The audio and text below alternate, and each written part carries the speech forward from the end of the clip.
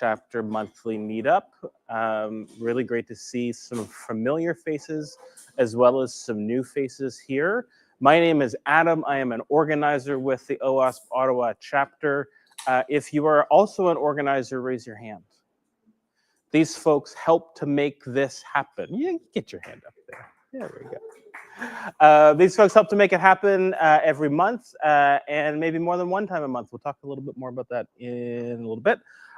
If you'd like to join us, please find us on our Slack. The best way to get there is with the OWASP website, owasp.org/Ottawa. Yes? Great. Somebody's pointing at something. Are we good? Oh, great. Oh, I nailed it. I nailed it.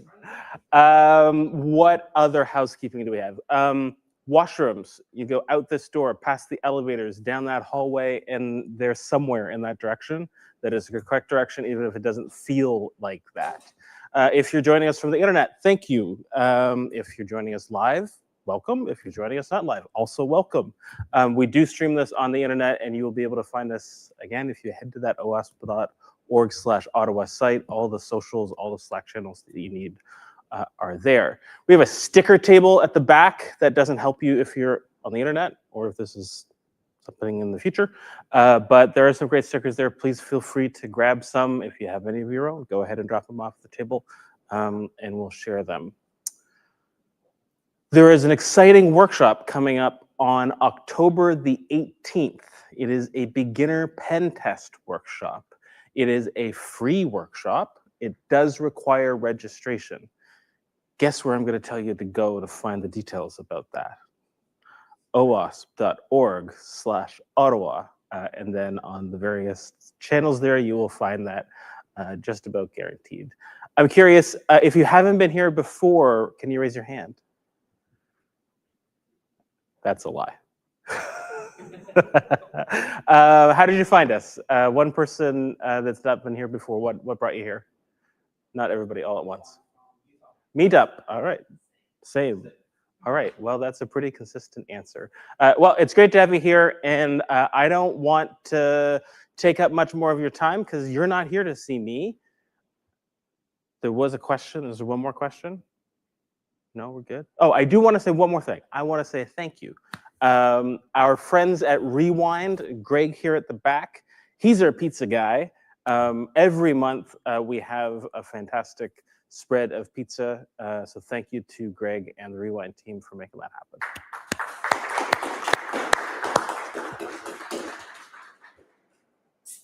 Good? Good, great. All right, without further ado, let me ask you a question. How many people here drive? Anybody drive a car? Okay. How many people ride a bike to get around? Okay. How many people walk places? Okay. Do you ever do any of those things with your eyes closed?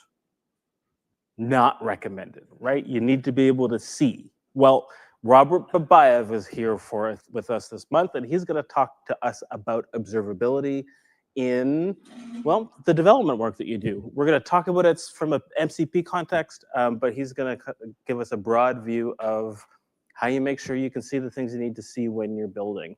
That's about it. Robert Babayev, over to you.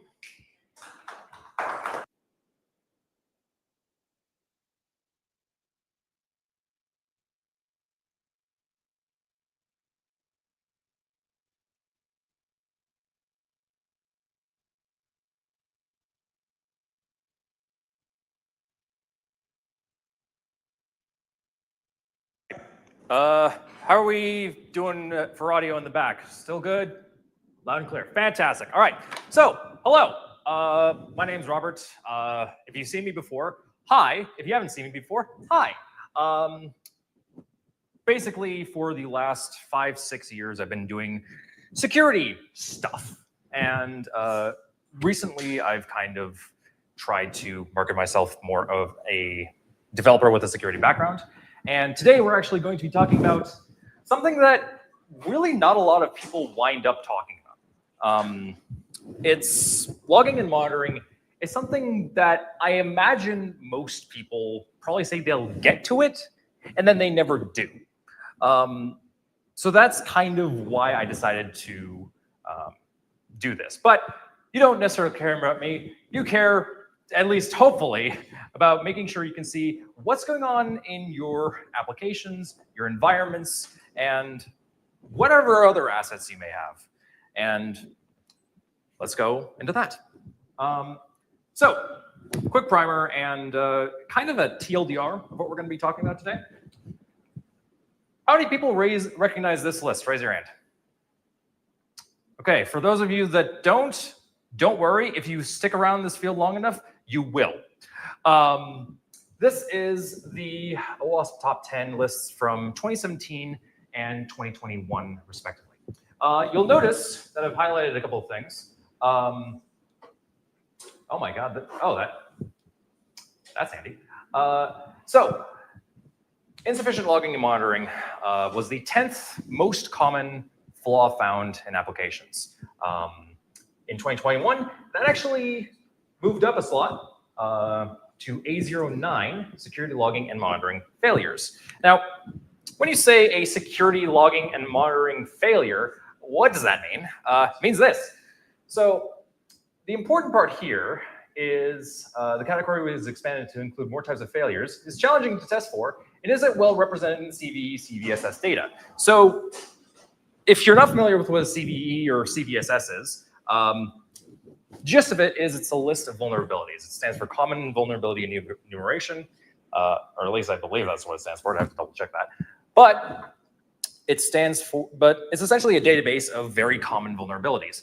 The problem is failing to monitor and log something properly isn't so much a security vulnerability as it is a design flaw. So that's kind of where things get trickier. However, failures in this category can directly impact visibility, incident alerting, and forensics. Translation: you're not going to have any idea what's going on when the crap hits the fan. So the other part of this presentation, I did call this presentation MCP Edition. So if you're looking at me saying that acronym and not having any idea what that is, this diagram kind of hopefully explains it. So Model Context Protocol, which is what MCP stands for, is essentially an attempt at standardizing the ways that large language models and AI agents communicate with different tools. For instance, Slack, GitHub, and Stripe, as we can see in this example here. The thing about that is historically, developers have used REST APIs, GraphQL APIs, SOAP APIs, any number of APIs to interface with these things. But large language models kind of changed the game, and now we kind of have to come up with a new standard.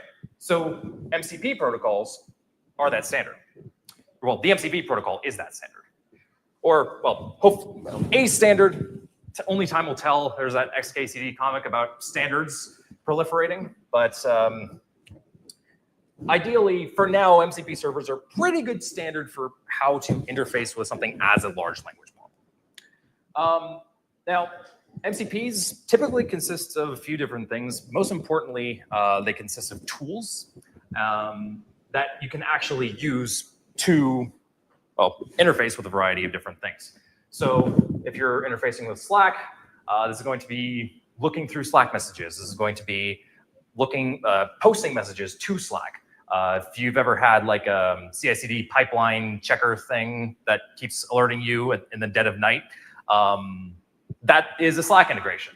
And now you have AI doing those sorts of things, which if you're in security is a horrifying prospect. So we kind of need to know what's going on in order to potentially fix those problems before they happen. So now, obviously, this comes to the whole aspect of, okay, why are you doing a logging and monitoring presentation in a security workshop? I probably just gave the microphone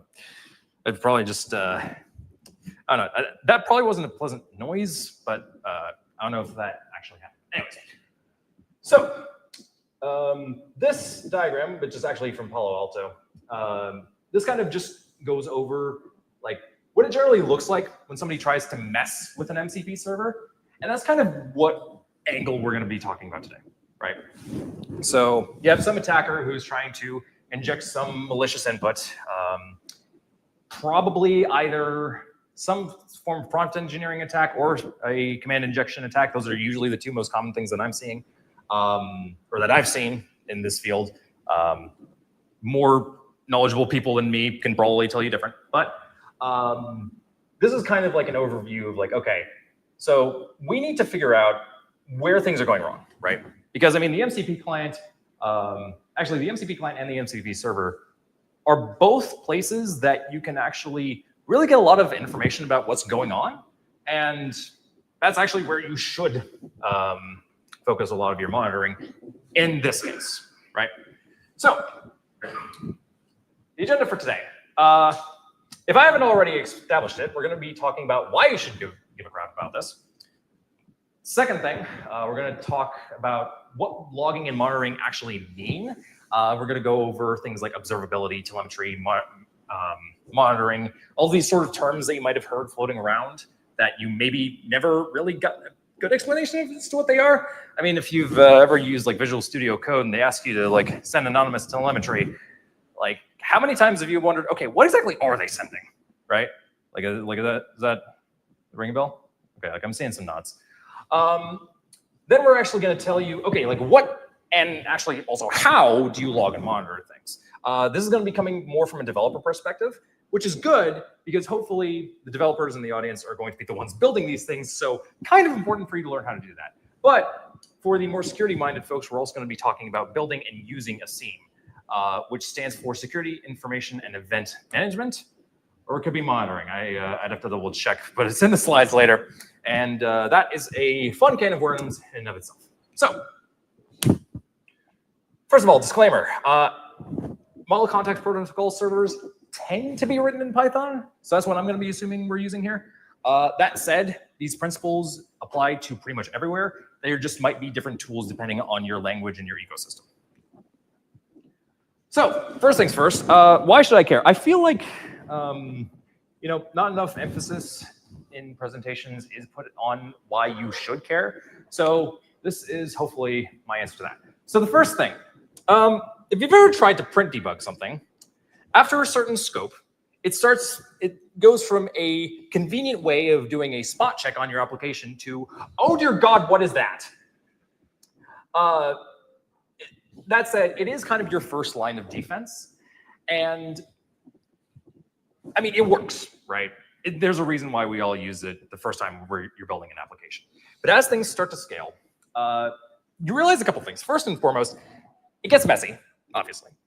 But the second thing is, it's actually kind of difficult to add context because the more stuff you need to add in, the more stuff you have to think about, like, okay, I have to format this string to get this IP address in there. And then, okay, I have to add more and more and more and more things to each individual message. And then you're adding things, and then you're violating the principle of don't repeat yourself so many times that you may as well just switch to write every time, right? So obviously we don't want to do that. And then the last thing is actually kind of the one of the more interesting aspects.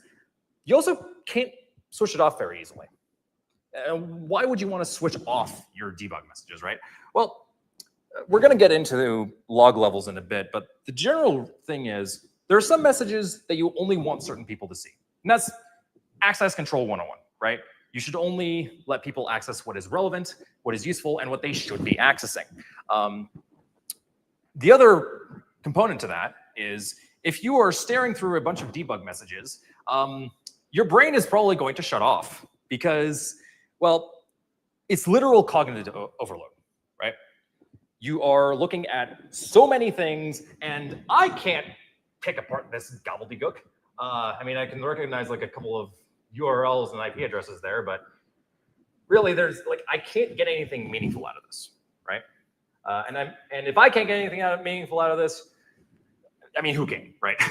Like, not to sound self-centered, but I mean, this is pretty difficult to parse out. The other thing is that annoyingly, print debugging also doesn't even work everywhere that you might want it to. So a couple of examples here on the board. Docker containers and virtual private,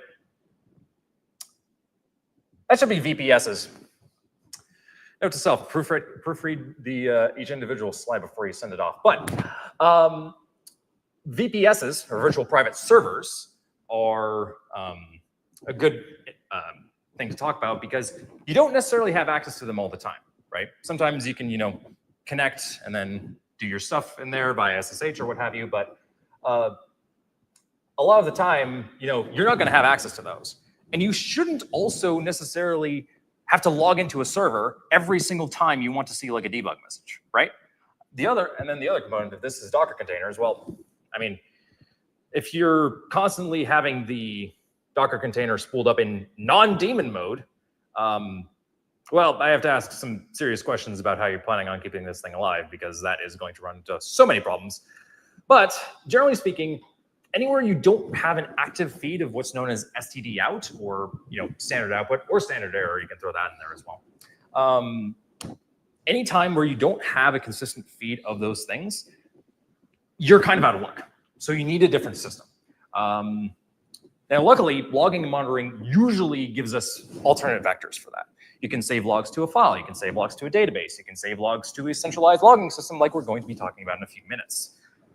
But this just kind of illustrate like why print debugging doesn't always work in addition to the first slide.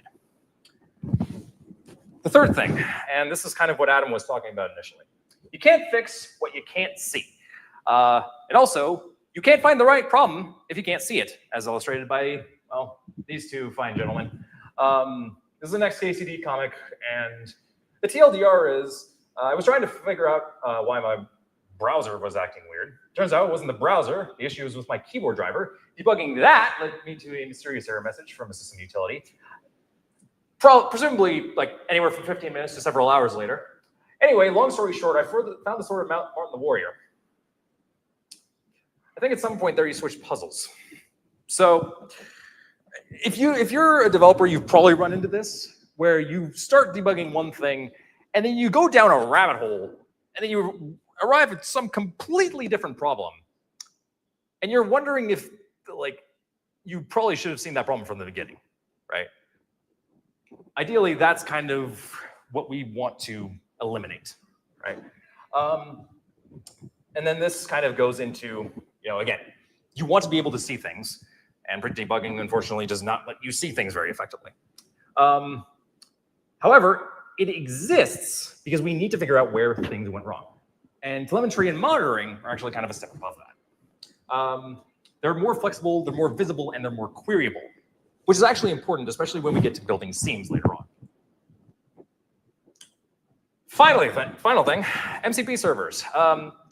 So you know how REST API servers were totally secure and we totally solved that problem, and everything wasn't going on fire? Yeah, now it's worse. The thing about large language models is they add a whole bunch of entropy. They are unpredictable at times. And we don't even have proper systems in place right now to authenticate agents to begin with. So access control is going to become a nightmare. So we really want to know what's being sent to and from our servers. That way, if something is potentially going amiss, we want to be able to know about it, right? So hopefully that's given you a reason enough to care. Now we're going to go into what is logging versus monitoring versus whatever else, and you've probably heard all sorts of other terms, telemetry, observability. We're going to get into that. So the first thing that we kind of have to explain here is what is the triad of observability, monitoring, and telemetry? So telemetry is the actual process of collecting logs, metrics, and traces. We're going to go over what each of these things are in a little bit, but generally speaking, this is where you gather up all your data, right? Telemetry is, again, collecting all your logs, all your metrics, all your traces, and then sending them off somewhere, likely for storage, and then processing later. Monitoring is using that telemetry to track the conditions of an application, potentially trigger alerts, do all sorts of other monitoring things. And then finally, observability is actually your ability to analyze and correlate data based on the telemetry and monitoring that you've gathered. So the important note here, observability isn't necessarily a verb, it's a property of a system. Does that make sense? So your telemetry is the stuff you gather to try and make sense of the world. The monitoring is the stuff you do, and the observability is essentially kind of a metric as to how well you're doing that. So let's talk about logs. Logs are probably the first thing you're going to run into in the observability sphere. These are essentially messages produced by a system, usually with additional context such as timestamps, identifying information, etc. Yes, sprint debugging is technically logging, but there are infinitely better solutions out there. The other thing is one of the primary principles of security is to actually have a centralized logging and also error handling system. That way, you're not split between like 15 different places where you have to look for logs or to find where an error was or what have you. It also helps maintain system modularity, but that's a tangent. Either way, there are a few tools and libraries that you can actually look towards to kind of help you log things better. So structlog, that's kind of my favorite thing on the list, admittedly. It is a logging library for Python that you'll see on the next slide, but or on slide, yeah, you'll see in one of the future slides that it actually produces some really nice outputs, and it's actually super flexible as well. Other things include OpenTelemetry, which is actually a collection of tools, but they do have things to help with logging as well. LogGuru, I think, is another logging library for Python. Logstash and Loki are not so much logging frameworks as they are log databases. So they're places where you can actually store your logs, and you can collect logs from a bunch of different sources and then aggregate them all in one spot, which really, really helps, wrangle up all these disparate logs so that you're not jumping between systems and trying to figure out where something went wrong. So this is actually kind of what structlog output looks like. And this, it looks pretty nice, right? Like, thumbs up, thumbs down. Okay, all right. Yeah, so this was kind of like, I was pretty impressed with this when I first looked at it. So if you're working in Python and you want a really nice library for working with logs, structlog, pretty good place to start, honestly. Now, the other thing about, and then one other thing about structlog is it actually also gives you a lot of resources to send logs to these centralized logging systems. So like things like Loki, Logstash, and then we're going to get into other things in a second. But also, a lot of the logging systems actually use JSON as a formatting system. So any log system that can easily give you a way of formatting your logs as JSON, which I didn't unfortunately get a chance to fit that in here, but that'll go a long way, essentially, because you can standardize it and you can also use different tools to parse it. Next up, let's talk metrics. Metrics is actually probably a term most of you are familiar with already. Essentially, my definition of it is, it's data produced by a system with some kind of qualitative value attached. It should be quantitative, my bad. This can be a counter, measurements, anything like that. So Task Manager on Windows is actually a good example, where you have all of your processes, how much memory, how much CPU they're taking up, and then you can also look at how much network bandwidth you're using. All those things are metrics, and you can also see here all these dashboards that pretty much every half the B2B SaaS platforms in the world are trying to sell you. They give you a really good overview of all your different metrics. So tools in this space, I wasn't able to find as many. So if you have any recommendations, by all means, find me after and we can chat about that. But Prometheus is actually a really good database for storing these sorts of metrics. And then OpenTelemetry, again, they give you a lot of tools to help manage all these metrics, collect them, and then send them off to these databases. Finally, traces. This is the kind of the one that you might think okay, why would I ever need a trace? Well, have you ever used something like traceroute to find the path that your network request is going through? Same kind of principle. You're essentially following a path that any given piece of data takes. And in a modern system, especially where things are going through into things like microservices or pub sub queues, any sort of multi-stage system that has a lot of moving parts, if you can trace a path through that and then just collect all the data right then and there, that saves you a ton of work. Even in just like a simple front-end application, you'd be surprised at the level of data that you can get just from like opening a trace versus just opening a series of logs. So this is actually where traces come in really handy. Tools for this, Tempo and OpenTelemetry. Tempo is a time series database used for storing these sorts of traces. So that's kind of, so those are, again, some tools that you might want to use. Again, if you have recommendations for alternatives, I'm a big proponent of not sticking to just, tunnel visioning in on one product. I'm a very big fan of, proposing alternatives wherever it makes sense to. So OpenTelemetry itself, this is kind of like the, this is kind of the long and short of what it is.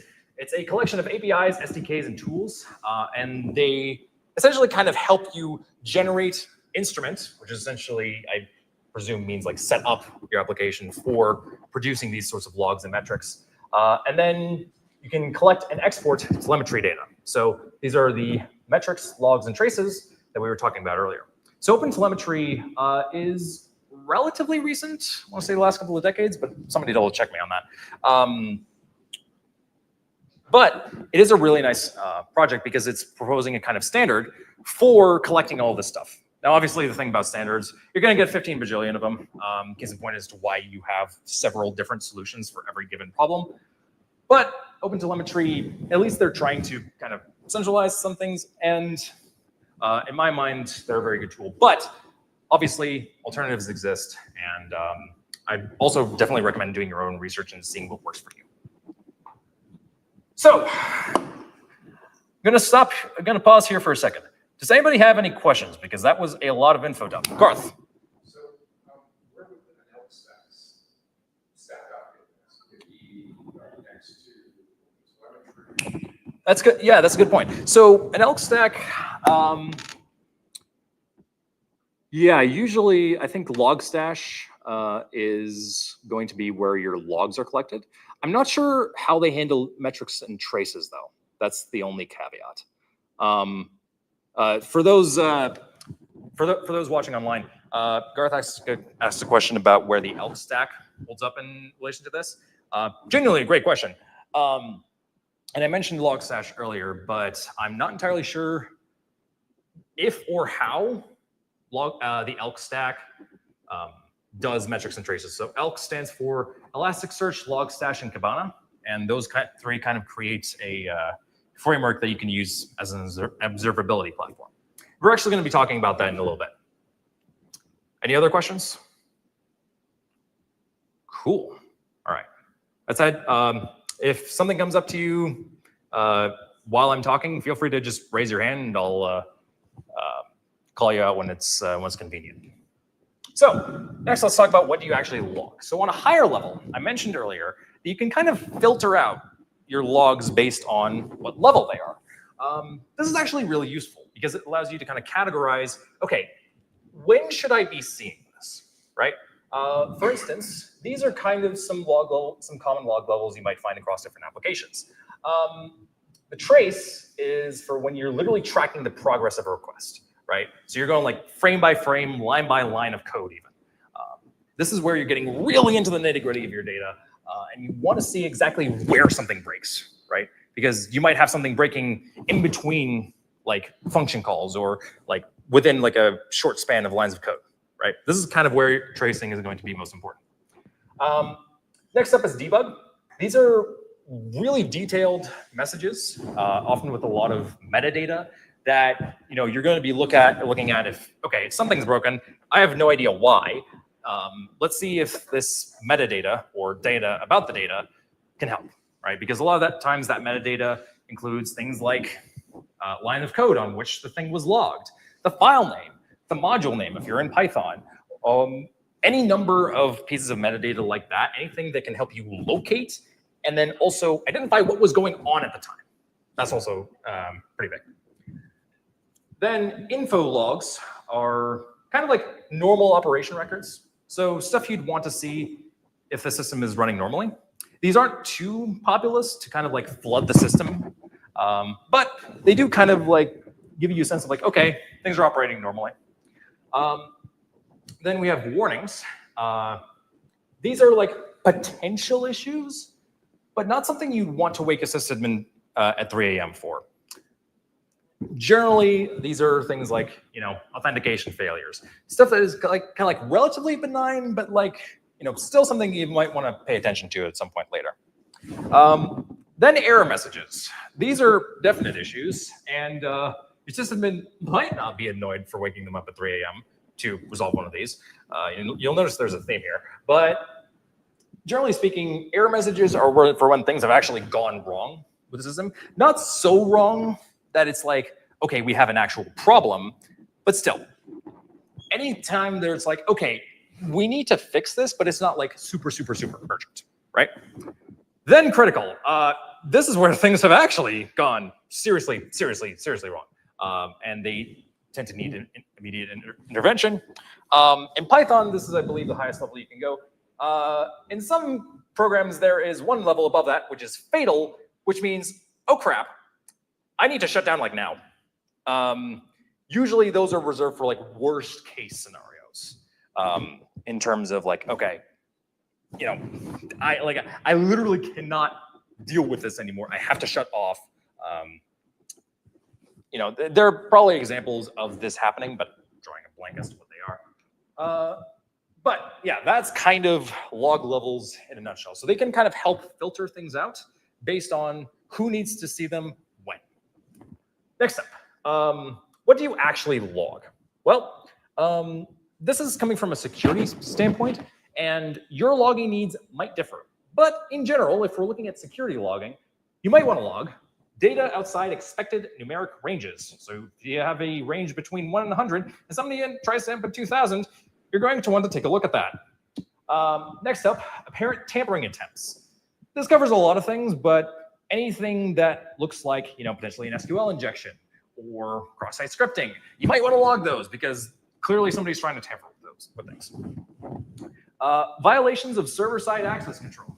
So kind of an asterisk here because, well, again, I tried to mention MCP protocol and the fact that we don't really have a good system of authentication for that. Literally the only thing that MCP servers care about, as far as I'm aware, is that, well, I mean, you're able to pay for the time allotted to use this tool. But if you do have any kind of server-side access control, then anytime that's violated, you're going to want to log that. Next up, bad or expired credential logins. This is something you can typically log as a warning, but if you have enough warnings, something's going on. Next up, input validation failures. So anytime something, trips a breaker in terms of like, okay, you have some kind of like regular expression filter or like any kind of filter on some input field in your application, right? Anytime that starts to break, you should probably log that. System exceptions.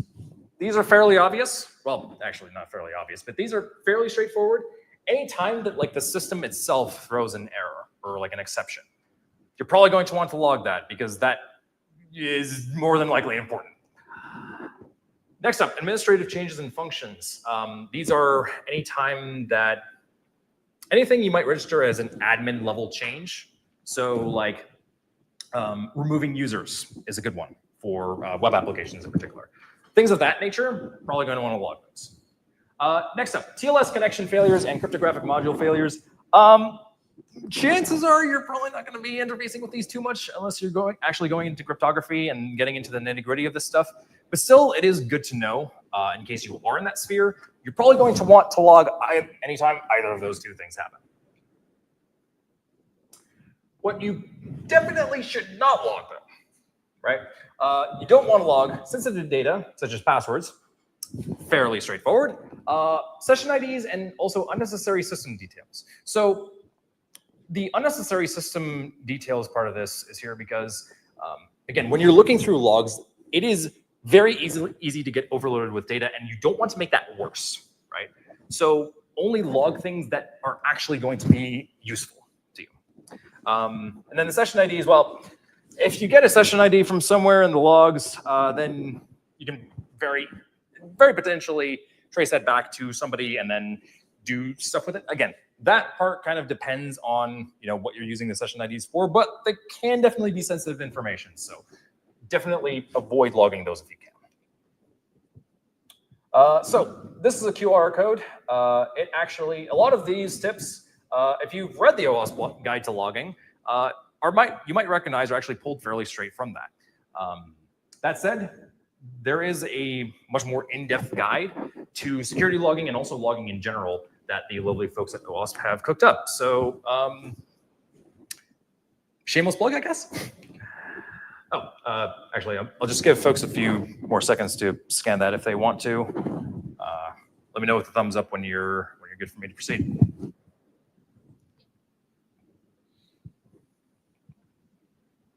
All right. Okay, thumbs up, we good? Okay, fantastic. All right, now let's talk monitoring. So we've spent a little bit talking about telemetry, which is actually the stuff you're collecting and the data that you're trying to snag all up and shove somewhere. Now let's talk about monitoring. Monitoring itself is, okay, what you actually want to monitor depends on what you're doing. And that is going to be, the most nothing burger of an answer ever, but I'm going to try and fix that. So the objective is to answer, is this thing working correctly? So in our case, we have an MCP server. So we want to figure out, okay, is this thing working correctly, right? So how do we know if an MCP server is working? Well, there are a couple things that we can do, right? The first things first, we can perform health checks, or more broadly, you can do what's known as availability monitoring. Now, availability is one of the three key components of the CIA triad, which stands for confidentiality, integrity, and availability. That last one is what we're concerned with. Availability is just, is a system able to be used by the right people? Emphasis on the right people. But availability monitoring allows us to figure out whether that is the case. So if our system is down for any reason, maybe we were experiencing a DDoS attack, right? You are probably going to want to know if your system is offline as a result of that. Alternatively, something could just straight up not be working, right? And I mean, I don't know about you, but personally, I'd like to not receive 1,000 angry customer support tickets about some feature being broken, and instead, I'd like to, see it in a monitoring dashboard. That, oh, hey, this weird endpoint is not working as you expect. So there are definitely benefits to being able to see things before most people can.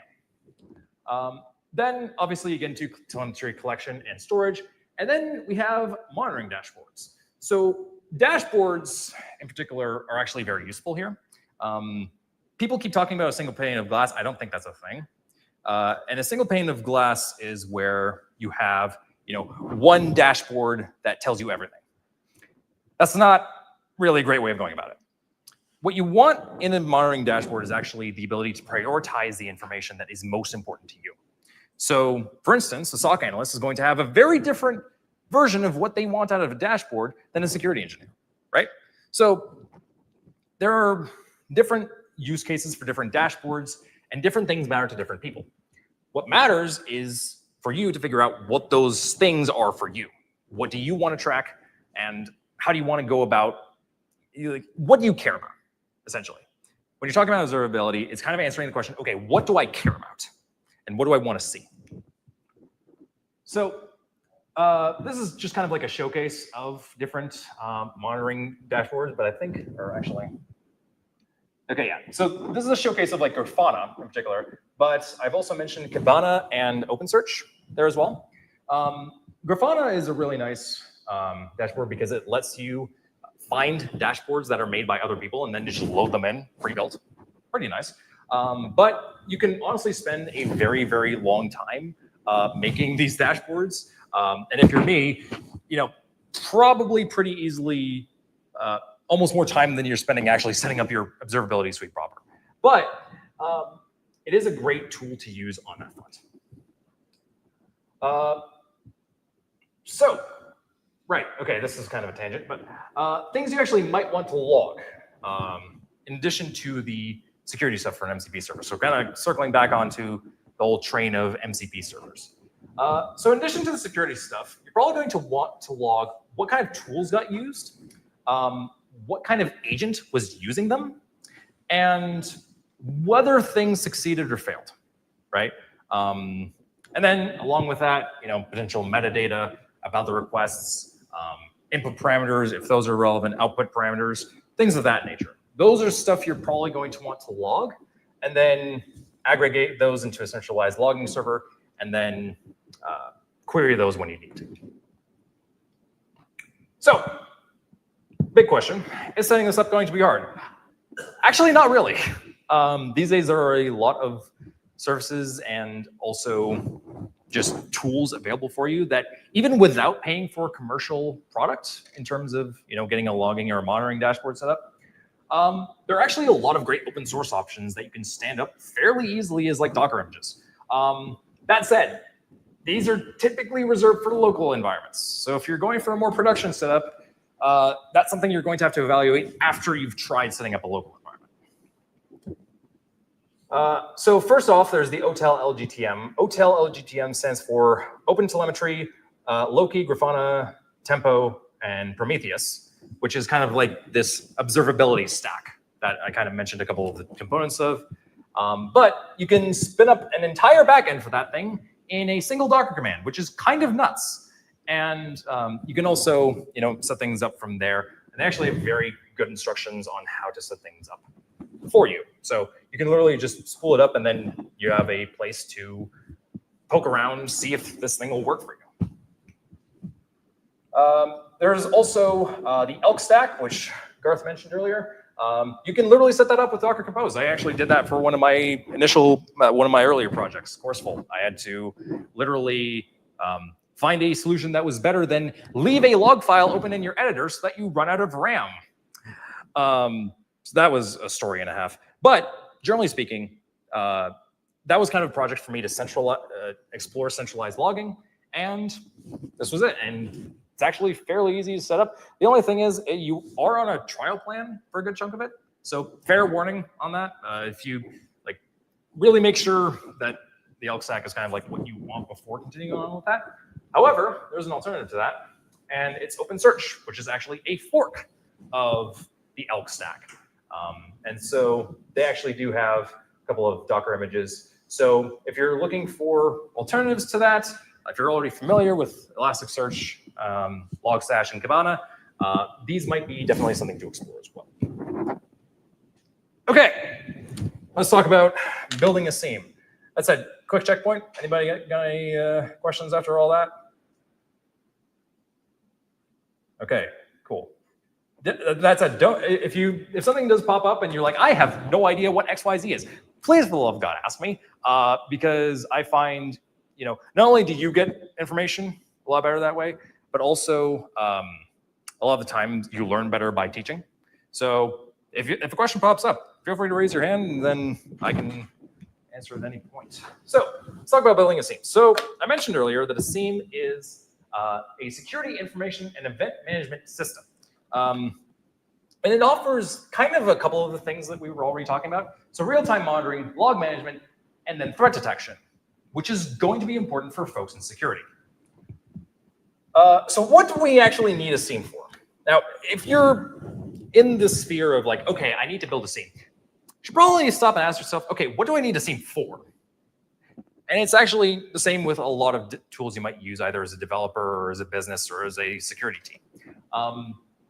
One of the three main reasons that you're going to want a SIEM for is either one, compliance. Some compliance frameworks actually require you to have one of these systems in place. Good examples are GDPR, HIPAA, anything like that. Second is threat detection. So, okay, do I want to detect threats in real time? Is that important to me? And I mean, granted, most of the time, yes, it is, but sometimes it might not be as important as getting a product out the door, especially if you're an early stage startup. Again, that's going to depend a lot on your situation. The third thing, though, incident response.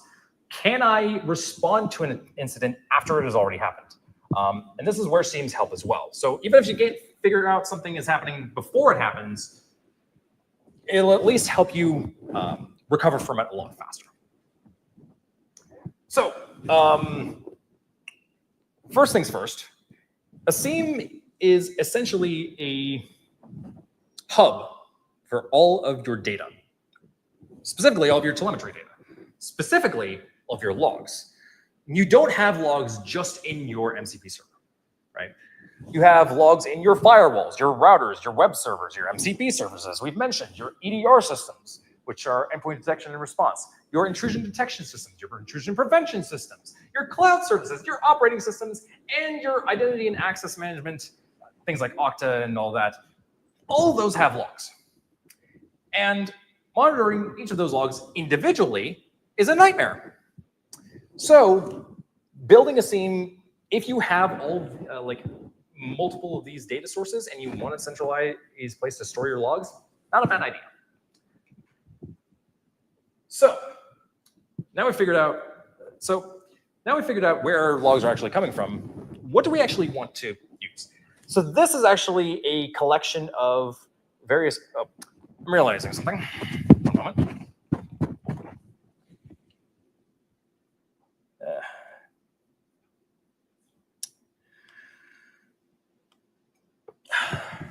My Redshift was on, and I was making the screen turn orange. So there are two kinds of platforms you might want to look at: open source and commercial.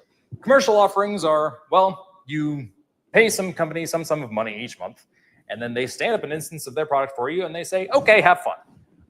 Open source versions, meanwhile, less cost upfront on your end. However, there's also a lot more maintenance. So trade-offs. Figure out what you're willing to put up with as an organization, and then pick a platform from there. So open source offerings include OpenSearch, the Elk Stack, Waza, Security Onion, and Apache Metron. You'll notice I didn't say the OTel LGTM stack, and that's because anytime I tried to search for Grafana SIEM, it just pointed me to people trying to work out how to integrate Loki into an existing SIEM solution. So unfortunately, still a lot of ground to cover on that front, but any of these solutions will definitely work for you. Alternative, can definitely work for you. On the other side, commercial, we've got Splunk, IBM QRadar, Logarithm, ArcSight, Microsoft Sentinel, and CrowdStrike Falcon.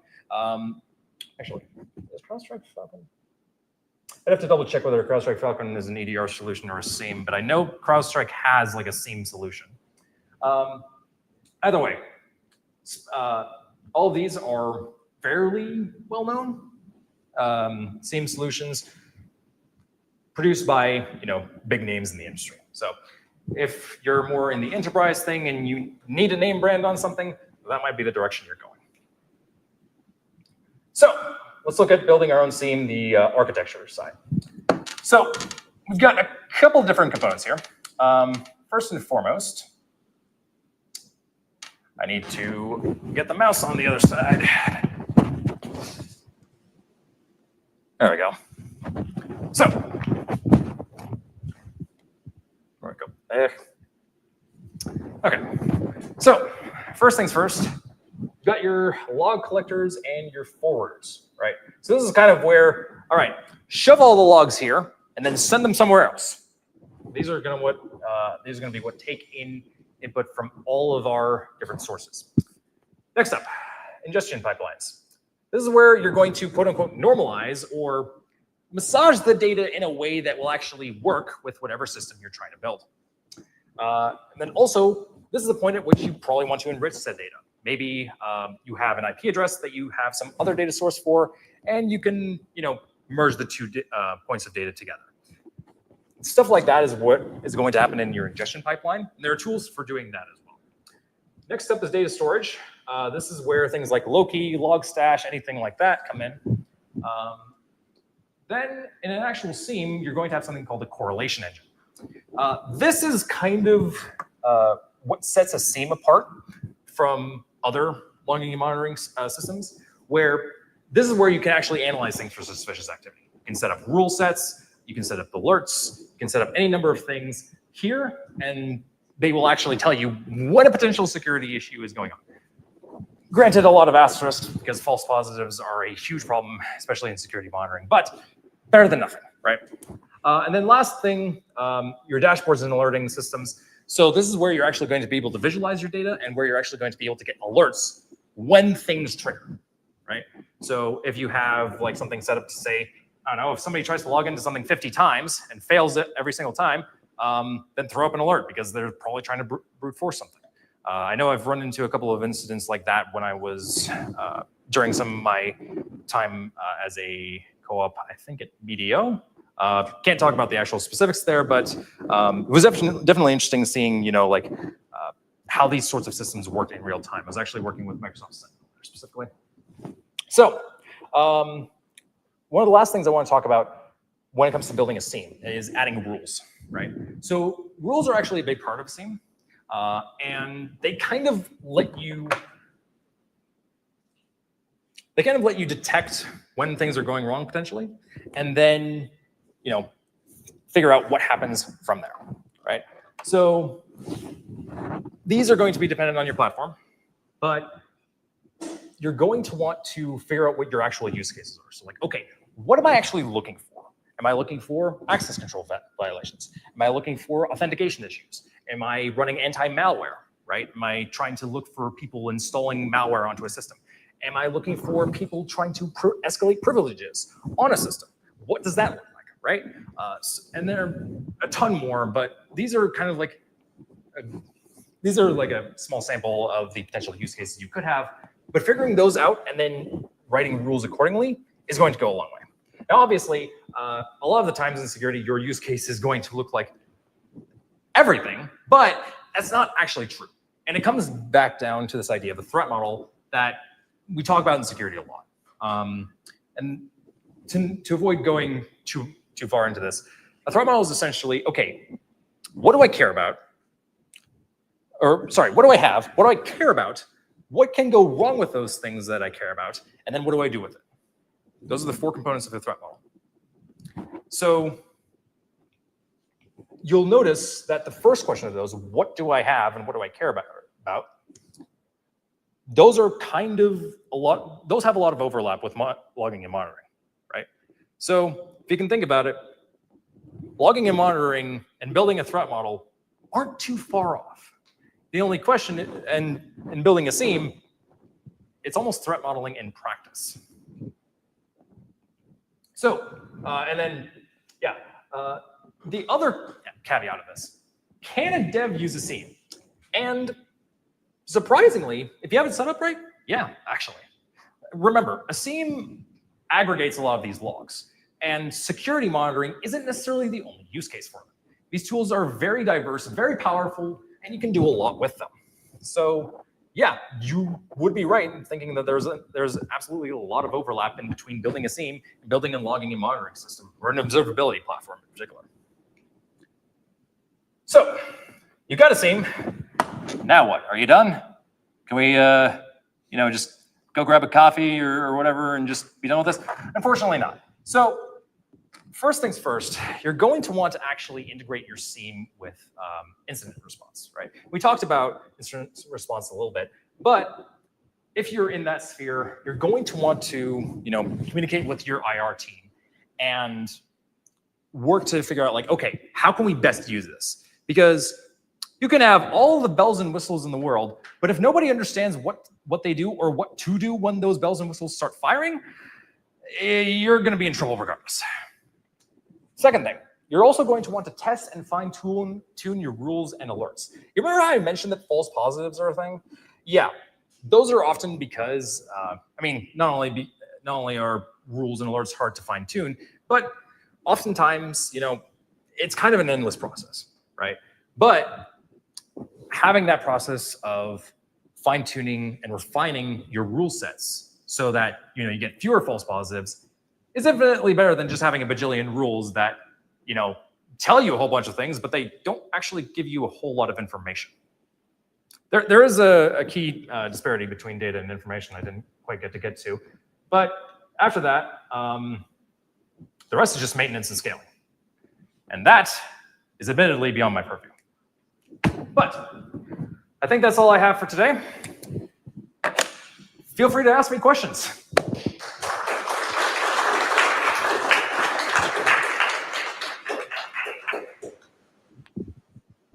Garth again. Have you set up an MCP with your SIEM?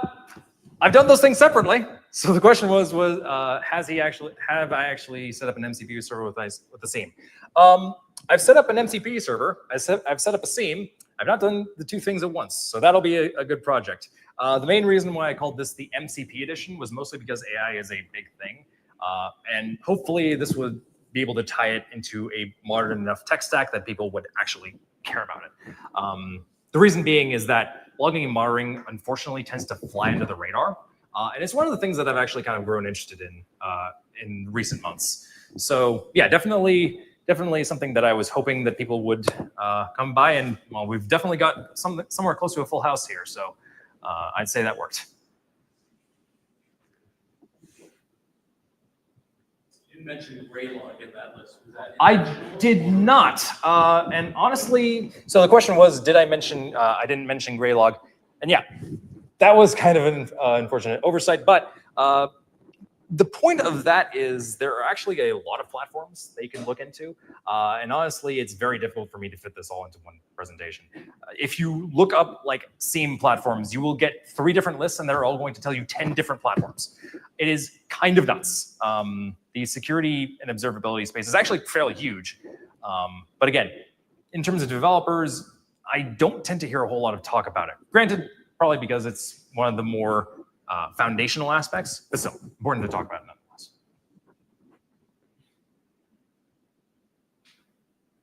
All right. Robert Bios.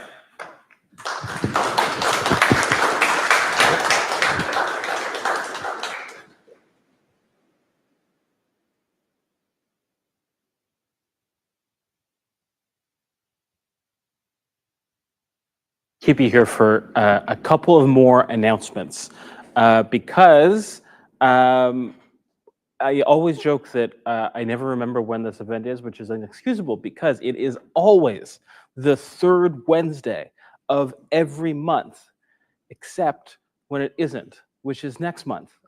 We have an exciting guest. She comes back here to visit almost every year, maybe more than once a year. And so we are going to be excited to welcome back here on Thursday, October the 9th. Do I have that right? I'm gonna have to check my screenshot here. It is, oh, my phone isn't gonna unlock. The suspense, it is Thursday, October the 9th, right here in this room, regular time. You'll be able to find it on Meetup. That is Tanya Yanka. She has just published a new book, Alice and Bob Learn Secure Coding. I think she's also just recorded it on Audible, so you may hear it around the same time. But no, Tanya will be here in October. And as I mentioned, we're also having that workshop next month. That will again be here in this room, and that will be on Saturday, the 18th. So the 3rd week, but not the 3rd Wednesday. It's moved to that Saturday. That's about it. Thank you again to our hosts, the University of Ottawa, the IBM Cyber Range upstairs. Thank you very much. A round of applause for our hosts. And once more for Robert. We'll see you next month. Thanks, everybody.